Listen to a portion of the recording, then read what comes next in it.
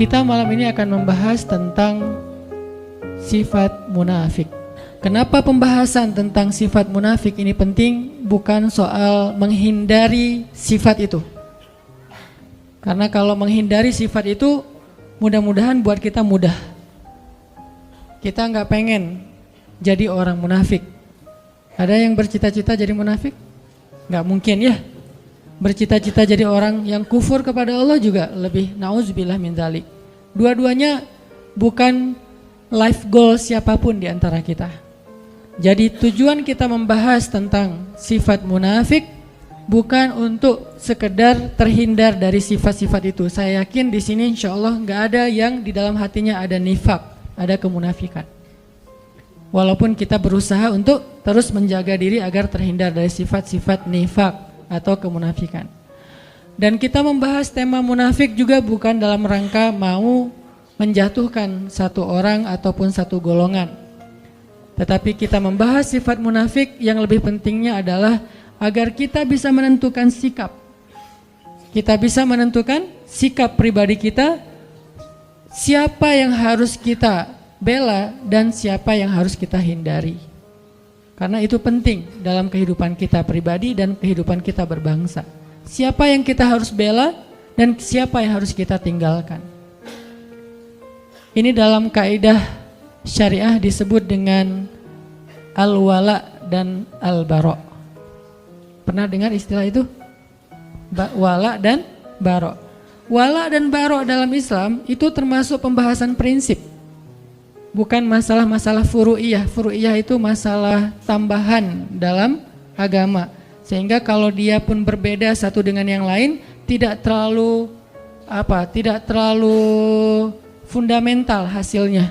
Tidak membuat seseorang menjadi kafir, tidak menjadikan seseorang langsung dijudge ahli neraka, tidak menjadikan seseorang langsung dijudge sebagai orang yang sesat. Kenapa? Hanya masalah furu', masalah tambahan dalam urusan syariah, misalnya masalah ibadah sunnah, masalah-masalah yang sering diperdebatkan oleh ulama dalam khilafiyah mazhab, itu namanya furu'. Jadi kalau ulama berbeda pendapat, biasanya itu furu'. Karena ulama tidak berbeda pendapat dalam urusan yang prinsip dalam agama, mereka tidak berbeda pendapat. Rata-rata kalau kita temukan ada perbedaan pendapat, baik itu fikih ataupun akhlak, maka biasanya itu adalah ciri-ciri permasalahan itu termasuk permasalahan furu'iyah, tambahan, cabang, bukan akarnya tapi cabangnya. Kalau dalam masalah usul, usul itu bahasa Arab yang jadi bahasa Indonesia, usul. Usul itu asal, asal itu bahasa Indonesia juga asli. Karena dulu saya ngajar bahasa Arab dan saya ketika ngajar bahasa Arab bukan ngajar grammar, tapi mencoba untuk ngajarin vocab Arab yang banyak hubungannya dengan bahasa kita, biar nggak terlalu susah menghafal. Ternyata 90% dari bahasa Indonesia itu memang diserap dari bahasa Arab. Dan itu kenyataan yang nggak bisa kita pungkiri bahwa dalam pembentukan bahasa nasional kita itu ada banyak sumbangsih para ulama karena dia terserap dari bahasa Arab. Jadi asalnya asal atau asal, asli, asli, usul, usul ya. Semuanya bahasa Indonesia yang diambil dari bahasa Arab. Jadi asalnya sesuatu itu namanya akar. Furu, cabangnya sesuatu yang tumbuh dari akar. Nah biasanya ulama kalau berbeda pendapat dalam sesuatu pasti itu furu'iyah. Sehingga kalau kita mendengar ada pendapat yang satu mengatakan A, yang satu mengatakan B, berarti itu masalah furu'iyah. Dan kita nggak perlu ribut dalam masalah itu. Kalau masih ada yang ribut dalam masalah furu'iyah, maka dia terjebak ke dalam sebuah sikap agama yang dikenal dengan istilah takalluf. Apa itu takalluf? Takalluf itu berlebih-lebihan. Mungkin bahasa yang sedang lagi ngetren sekarang radikal. Apa itu radikal? Terlalu membesar-besarkan sesuatu yang sebetulnya kecil. Itu makna radikal dalam konteks agama kita, yaitu takalluf, melebih-lebihkan. Sesuatu yang masih bisa ditolerir tapi dibahas setiap hari. Seolah-olah itu menjadi prinsip agama. Seolah-olah yang melanggar itu langsung masuk neraka besoknya. Seolah-olah dia itu di neraka yang paling dalam. Seolah-olah dia yang paling celaka di muka bumi. Nah ini namanya takalluf. Ini radikal yang sebenarnya. Terlalu takalluf dalam urusan furu, dalam urusan mazhab. Sehingga sikap kita dalam perbedaan mazhab adalah respect, no judgment, menghargai pendapat yang berbeda. Jadi malam ini kita akan membahas salah satu yang usul, yaitu masalah kemunafikan. Ini yang pertama sekali Allah ceritakan di Al-Quran ketika Allah membuka surat Al-Baqarah. Walaupun surat Al-Baqarah itu turunnya belakangan, tetapi ditaruhnya di depan. Langsung setelah Ummul Kitab, seolah-olah Al-Baqarah itu anak pertama. Karena Al-Fatihah ibunya kan? Ibunya Alkitab, maka anak pertamanya Al-Baqarah, anak sulung nih. Dan yang paling panjang di Al-Quran. Tapi sebagian besarnya Madaniyah, turunnya di Madinah, walaupun berangsur-angsur. Turunnya di Madinah, tapi kok ditaruh di awal? Saking pentingnya pembahasan yang ada di dalam surat Al-Baqarah. Sampai sebagian ulama mengatakan Al-Baqarah itu sepertiga syariah. Jadi siapa yang bisa mengamalkan surat Al-Baqarah, bukan menghafal, mengamalkan surat Al-Baqarah, dia sudah mengamalkan sepertiga dari agama. Jadi siapa yang bisa mengamalkan Al-Baqarah, maka dia sudah mengamalkan sepertiga dari agama. Dan tahukah kita bahwa Umar ibn Khattab itu mengamalkan surat Al-Baqarah butuh waktu 13 tahun. 13 tahun mengamalkan Al-Baqarah, bukan ngafal. Kalau ngafal buat mereka gampang. Bahkan di antara mereka ada yang ngafal 1 juz itu dengan sekali dengar langsung hafal. Berarti 1 jam 1 juz. Itu pemecah rekor paling dahsyat. 1 juz 1 jam. Kalau di zaman kita mungkin paling cepat 1 juz 1 hari. Itu juga udah jenius banget. Tapi sahabat menghafal 1 juz lebih 1 lembar, yaitu surat Al-An'am 1 jam. Sekali dengar. Dan 1 jam itu bukan hafalan pertama. Kalau di teman-teman teras tahfiz pasti ngerti lah. Hafalan pertama itu kan yang penting udah hafal, cuman gak lancar, belum bisa di store kan. Belum mutkin gitu. Itu sekali dengar 1 jam mutkin. Dan ukuran mutkinnya gak ada 1 huruf pun yang salah. Gak ada 1 huruf pun yang salah. Siapa dia? Abdullah ibnu Mas'ud. Yang mendengar surat Al-An'am diturunkan kepada Nabi, Nabi bacakan, dia dengar, sekali dengar langsung kata dia, ya Rasulullah saya sudah hafal. Kata Nabi, ya Abdullah coba kamu baca. Dibaca dalam keadaan menghafal, gak ada 1 huruf pun yang salah. Itu bukan mutkin lagi, udah copy paste itu. Kita kadang-kadang copy paste aja masih ada yang ketinggal, komanya, emotikonnya gak kebawa gitu kan ya. Ini benar-benar dahsyat. Ternyata bukan itu masalahnya. Kenapa Umar kok mengamalkan Al-Baqarah 13 tahun? Bukan soal hafalannya, bukan soal membacanya. Ngamalin 1 ayat demi 1 ayat sampai dawam. Butuh 13 tahun mengamalkan Al-Baqarah. Saking luar biasanya surat Al-Baqarah. Sehingga Allah Subhanahu wa taala menyebutkan dan meletakkan Al-Baqarah menjadi surat pertama setelah Al-Fatihah. Bisa dibilang dia adalah surat-surat pembuka di dalam Al-Quran. Lalu ketika kita membaca surat Al-Baqarah, maka prolog atau mukaddimah dari kepalanya surat Al-Baqarah, headline-nya surat Al-Baqarah itu adalah langsung Allah berbicara tentang 3 golongan manusia. Di awal kita buka Al-Baqarah langsung Allah bicara tentang 3 golongan manusia. Golongan pertama mukmin, ada di ayat 1 sampai 5. Berapa ayat? Cuman 5 ayat. Lebih efektifnya lagi 4 ayat, karena alif lam mim itu termasuk ayat mutasyabihat yang tidak ada yang tahu artinya selain Allah. 5 ayat berbicara tentang orang mukmin. Kemudian golongan kedua, orang yang kafir, artinya orang yang ingkar kepada Allah Subhanahu wa taala, enggak percaya dan tidak beriman. Berapa ayat? Cuman 2 ayat. Ayat 6 dan ayat 7. Beres itu Allah bicara tentang orang munafik dari ayat 8 sampai ayat 16. Berapa ayat? 9 ayat. Dari ayat 8 sampai ayat 16. 9 ayat bicara tentang orang munafik. Apakah sudah selesai? Belum. Sisanya Allah kasih contoh-contoh orang munafik di banyak ayat di Al-Baqarah, di banyak surat, di sisa-sisa surat yang lainnya.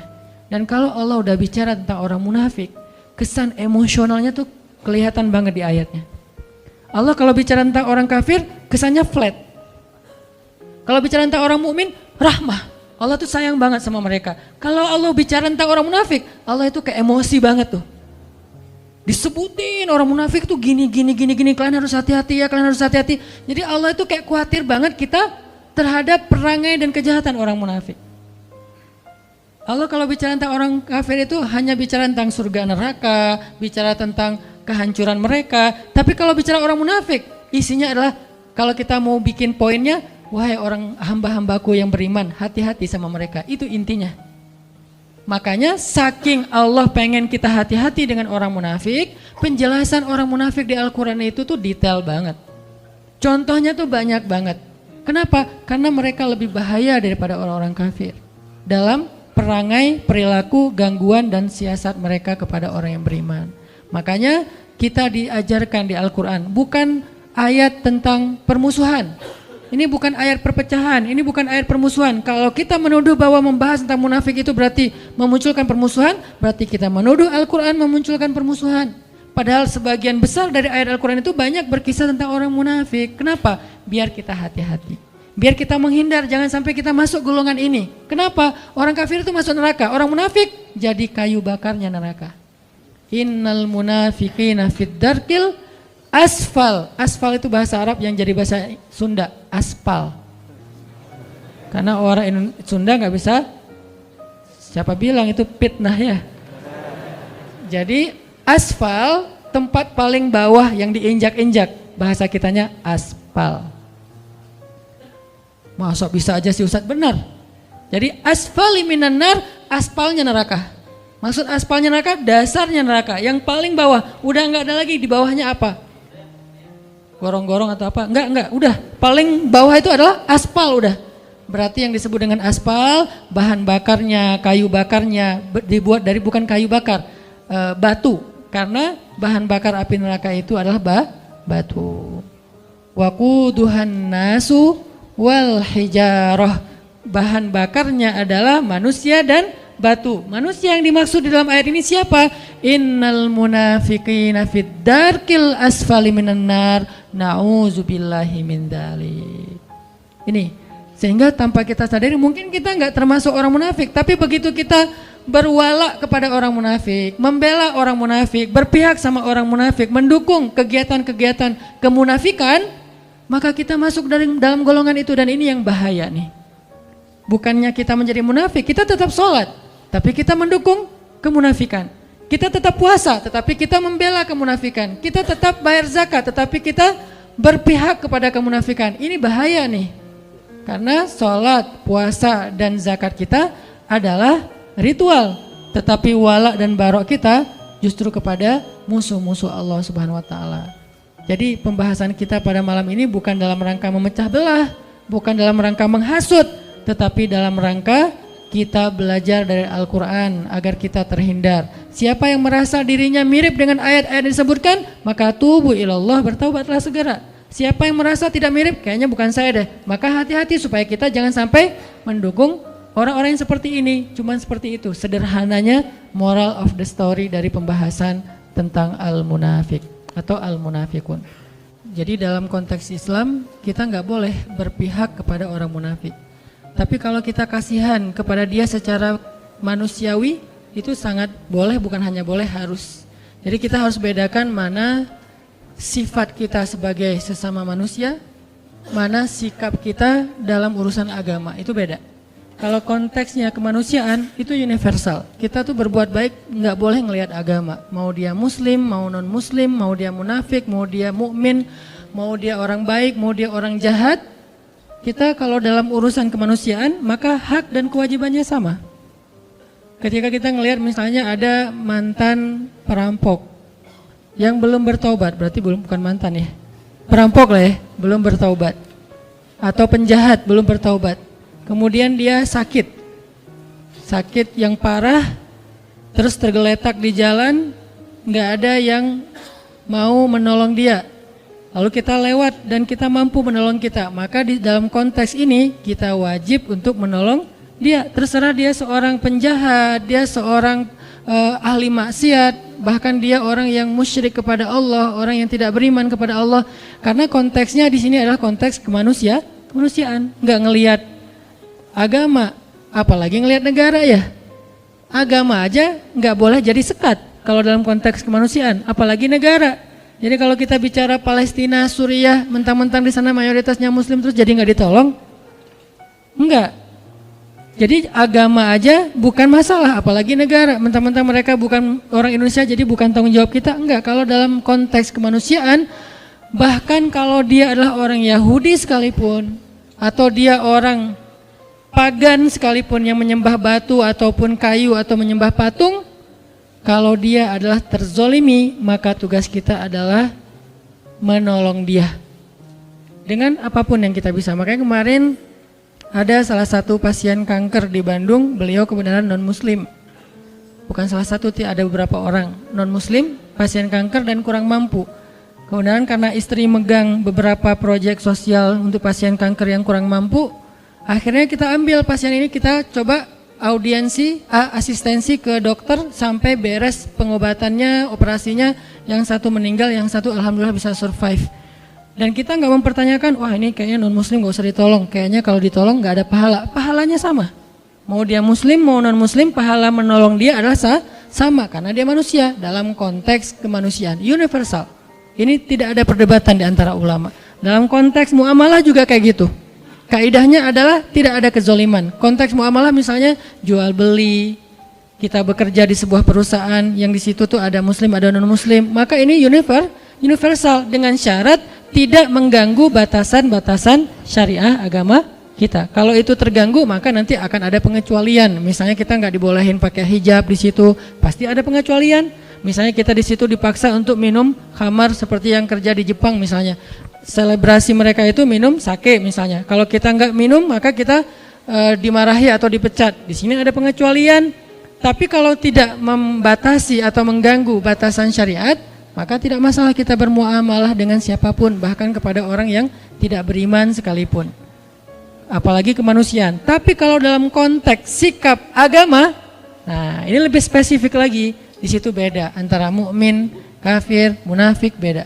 Kafir juga ada dua, ada yang harbi, ada yang zimmi. Yang harbi itu yang memerangi kita, yang zimmi dia tidak memerangi kita, maka kita boleh berbuat baik kepada dia. Namanya non-muslim. Yang tidak memerangi kita. Kalau yang memerangi kita dalam Al-Quran disebut kuffar. Kalau yang tidak memerangi, mereka tidak dipanggil dengan bahasa orang kafirun, tetapi mereka disebut dengan orang Yahudi, orang Nasrani, orang musyrikun dan seterusnya. Intinya adalah kita tidak ada kewajiban atau anjuran untuk memusuhi mereka. Mereka adalah saudara kita dalam kemanusiaan, dalam negara, dalam bangsa, dalam suku. Dalam konteks apa? Dalam konteks muamalah, dalam konteks kemanusiaan.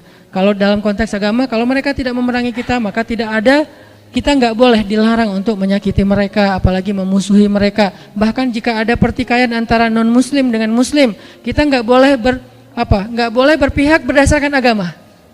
Ada pertikaian nih dalam urusan muamalah, urusan dagang kah, urusan jual beli kah, jual beli tanah, jual beli rumah, jual beli mobil dan seterusnya. Ada masalah nih, termasuk masalah misalnya kayak masalah pekerjaan, masalah muamalah. Kalau misalnya ada pertikaian di antara mereka, nggak boleh kita berpihak karena dasarnya agama. Nih saudara saya muslim, saya belain dia. Belum tentu dia benar, bisa jadi dia yang salah. Maka di situ konteksnya adalah adil. Nggak boleh gara-gara kita beda agama terus kita bersikap zolim. Kalau dia beda agama dengan kita, tapi dia konteksnya di situ korban, maka kita harus membela dia. Bahkan terhadap saudara kita yang sama-sama muslim, kalau ternyata saudara yang muslim itu adalah justru yang zalim. Jadi inilah konsep adilnya Islam. Dan di sini kita juga belajar tentang bab wala dan barok dalam contoh-contoh yang sederhana. Jadi nggak boleh mentang-mentang pokoknya belain aja yang namanya muslim, kita harus bela. Enggak. Unsur akhaka zaliman au mazluman. Tolonglah saudara kamu dalam keadaan zalim atau terzolimi. Ini maksudnya apa nih? Kan kita harus nolongin saudara kita Ustaz walaupun dia zalim. Menolong saudara kita yang zalim artinya hindarkan dia dari kezaliman. Kalau dia udah terlanjur melakukan kezaliman, maka tegakkanlah keadilan.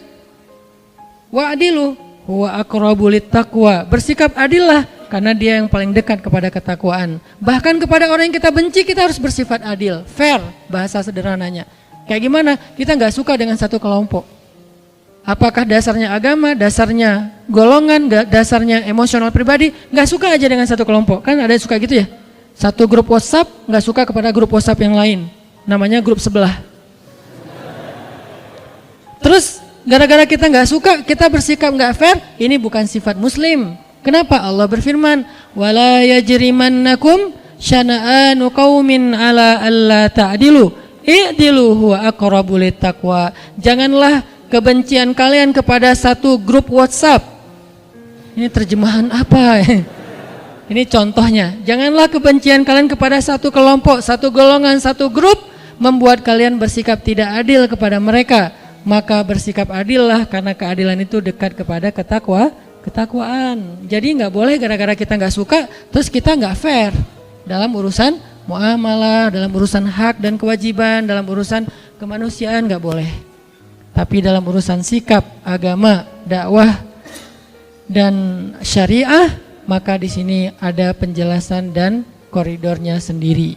Yang akan kita bahas hari ini adalah sikap kita yang berkaitan dengan pembelaan kita terhadap agama, menegakkan agama Allah Subhanahu Wa Taala. Dan hal yang perlu kita pahami, yang akhir-akhir ini mulai agak dikhawatirkan, ditakut-takuti, sehingga kita jadi resah. Menegakkan agama itu bukan berarti meruntuhkan negara. Sejak kapan agama dan negara itu kontradiktif? Sejak kapan? Gara-gara kita menegakkan agama lantas meruntuhkan negara? Nggak mungkin. Kalau dia meruntuhkan negara berarti dia meruntuhkan agama. Itu satu paket. Kalau dia meruntuhkan negara, memecah belah negara, berarti dia memecah belah umat, memecah belah agama, meruntuhkan agama. Sama itu. Dan kalau dia menegakkan agama, maka dia menegakkan negara. Karena satu paket, nggak bisa dipisahkan. Siapa yang berbuat rusak di muka bumi, maka dia telah melanggar ayat Allah Subhanahu wa taala, yufsiduna fil ard. Mereka merusak di muka bumi, walakin la yash'urun. Cuman mereka enggak ngerasa. Jadi Allah menyuruh kita untuk islah, memperbaiki, imarah, membangun, bukan justru merusak. Jadi enggak mungkin orang yang pengen menerapkan agama dalam konteks pribadinya berarti jadi masalah dalam sebuah tatanan negara, itu enggak mungkin. Kalau dia memahami agama itu secara komprehensif, bukan parsial. Tapi kalau dia memahami agama secara parsial, mungkin aja. Maka solusinya adalah apa? Pelajari agama secara lebih dalam, bukan dihindarkan dari belajar agama ya. Kalau kita dilarang untuk belajar agama, berarti kita dibiarkan untuk awam tentang kebenaran. Ketika kita nggak ngerti tentang konsep kebenaran, maka kita akan bisa saja menjadi masalah dalam sebuah lingkungan, masyarakat dan bangsa. Justru kita nggak mau itu terjadi. Belajarlah agama supaya punya konsep kebenaran. Dan konsep kebenaran agama, apalagi Islam, adalah konsep yang sangat rahmatan lil alamin. Lalu apa yang membuat orang takut belajar Islam? Kalau setelah belajar Islam dia menjadi rahmah bagi alam semesta. Sekarang kita buat program dakwah lingkungan, yaitu dengan less waste. Itu adalah syariat Islam. Jangan berpikir less waste itu hanya masalah isu lingkungan, isu climate change dan segala macam. Bukan, ini bukan masalah lingkungan, bukan masalah alam, bukan masalah ozon, ini masalah agama. Sehingga ketika ini saya coba presentasikan kepada para ustadz-ustadz bangun negeri, mereka semuanya sepakat ini tuh masalah agama. Lalu saya tanya, kenapa dakwah nggak pernah mengangkat isu ini? Oh ya, kita baru ngeh sekarang. Ya udah yuk kita angkat isu ini, isu lingkungan. Biar orang lihat Islam itu bukan cuma narasi ibadah. Islam itu bukan cuma sholat 5 waktu, walaupun itu wajib dan tidak ada perdebatan tentangnya. Tetapi dia belum komprehensif, dia masih parsial. Terlalu zoom in-nya kedekatan. Coba zoom out lagi deh. Ketika kita zoom out tentang Islam, kita akan melihat hal-hal yang lain yang luar biasa tentang Islam. Makanya kalau kita pengen menjadi solusi bagi bangsa, pengen jadi kebaikan bagi bangsa, bahkan bagi manusia, bahkan bagi alam semesta, maka belajarlah agama. Makanya kita perlu belajar tentang sifat munafik agar kita tidak terjebak di dalam sifat ini. Saya nggak tahu, mungkin suatu saat di antara teman-teman yang hadir sekarang akan jadi pejabatkah suatu hari nanti? Akan jadi seorang penguasa kah? Mungkin di sini ada yang calon presiden tahun 2000 sekian yang kita nggak tahu ya. Tiba-tiba presiden 2050. Ustadz, saya dulu mah jamaah latif. Wah, Masya Allah ya. Kan kita nggak ngerti kan? Jadi ketika nanti antum diberikan amanah kekuasaan oleh Allah, baik itu dalam bentuk jabatan maupun dalam bentuk eksistensi di tengah-tengah masyarakat, public figure, maka kita jangan sampai tanpa sadar terjebak mengambil sikap orang munafik, dan itu bahaya banget. Dan saya yakin semua kita akan jadi pemimpin, terutama yang di depan, minimal pemimpinnya si dia, ya.